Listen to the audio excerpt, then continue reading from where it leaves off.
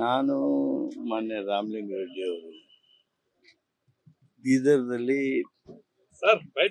ಏನು ಸಮಾಜದ ಒಂದು ದೊಡ್ಡ ಕಲ್ಯಾಣ ಮಂಟಪ ಮಾಡಿದ್ದಾರೆ. ಅದ್ರ ಉದ್ಘಾಟನೆಗಾಗಿ ಮುಂಜಾನೆ ನಸಿಕ್ನಲ್ಲಿ ಬಿಟ್ಟಿದ್ದೀವಿ. ನಾವು ಮನೆ ಬಿಟ್ಟಾಗ 7 ಗಂಟೆ.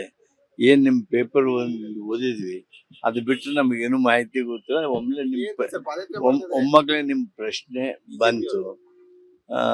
ಈ ಸಂದರ್ಭದಲ್ಲಿ ನೀವೇನ್ ಪ್ರಶ್ನೆ ಕೇಳಿದ್ರಿ ಅದ್ರ ಬಗ್ಗೆ ಮಾಹಿತಿ ಇಲ್ಲ ನಮ್ಗೆ. ಆದ್ರಿಂದ ಪ್ರತಿಕ್ರಿಯೆ ಏನೇ ಮಾಡಿದ್ರು ಸಹಿತ ಅದು ಸೂಕ್ತ ಆಗೋದಿಲ್ಲ.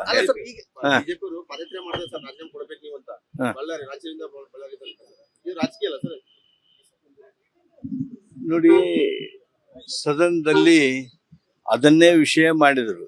ಚರ್ಚೆ ಮಾಡಬೇಕು ಅಂತಂದ್ರು ಸಹಿತ ಚರ್ಚೆಗೆ ಮುಂದೆ ಬರಲಿಲ್ಲ. ಒಟ್ಟು ಅಧಿವೇಶನದ ಸಮಯವನ್ನೇ ವ್ಯರ್ಥ ಹಾಳು ಮಾಡಿಬಿಟ್ರು. ಮತ್ತೆ ಅದೇ ಪ್ರಯತ್ನವನ್ನ, ಅದೇ ಪಟ್ಟನ್ನ ಇಟ್ಕೊಂಡು ಅವರು ಮುಂದೆ ಹೋಗ್ತಾ ಇದ್ದಾರೆ. ಆದ್ರೆ ಅಧಿವೇಶನವನ್ನ ಯಶಸ್ವಿಯಾಗಿ ನಡೆಸಬೇಕಾಗಿತ್ತು. ಬರಗಾಲದ ಬಗ್ಗೆ ಚರ್ಚೆ ಆಗ್ಬೇಕಾಗಿತ್ತು, ಬಿಡದಿ ಬಗ್ಗೆ ಚರ್ಚೆ ಆಗ್ಬೇಕಾಗಿತ್ತು, ಹಲವು ಸಮಸ್ಯೆಗಳೇನಿದ್ವು ಅದ್ರ ಬಗ್ಗೆ ಚರ್ಚೆ ಆಗ್ಬೇಕಾಗಿತ್ತು. ಅದನ್ನ ಮಾಡಲಿಲ್ಲ.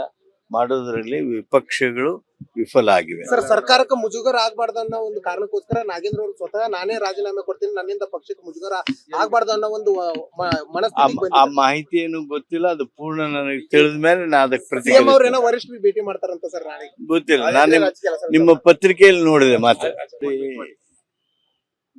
ನಾನು ಮಾನ್ಯ ರಾಮಲಿಂಗ ರೆಡ್ಡಿ ಅವರು ಬೀದರ್ದಲ್ಲಿ ಏನು ಸಮಾಜದ ಒಂದು ದೊಡ್ಡ ಕಲ್ಯಾಣ ಮಂಟಪ ಮಾಡಿದ್ದಾರೆ. ಅದ್ರ ಉದ್ಘಾಟನೆಗಾಗಿ ಮುಂಜಾನೆ ನಸಿಕ್ನಲ್ಲಿ ಬಿಟ್ಟಿದ್ದೀವಿ. ನಾವು ಮನೆ ಬಿಟ್ಟಾಗ 7 ಗಂಟೆ. ಏನ್ ನಿಮ್ ಪೇಪರ್ ಓದಿದ್ವಿ, ಅದು ಬಿಟ್ಟರೆ ನಮಗೇನು ಮಾಹಿತಿ ಗೊತ್ತಿಲ್ಲ. ಒಮ್ಮಕ್ಳೆ ನಿಮ್ ಪ್ರಶ್ನೆ ಬಂತು. ಈ ಸಂದರ್ಭದಲ್ಲಿ ನೀವೇನ್ ಪ್ರಶ್ನೆ ಕೇಳಿದ್ರಿ ಅದ್ರ ಬಗ್ಗೆ ಮಾಹಿತಿ ಇಲ್ಲ ನಮ್ಗೆ. ಆದ್ರಿಂದ ಪ್ರತಿಕ್ರಿಯೆ ಏನೇ ಮಾಡಿದ್ರು ಸಹಿತ ಅದು ಸೂಕ್ತ ಆಗೋದಿಲ್ಲ.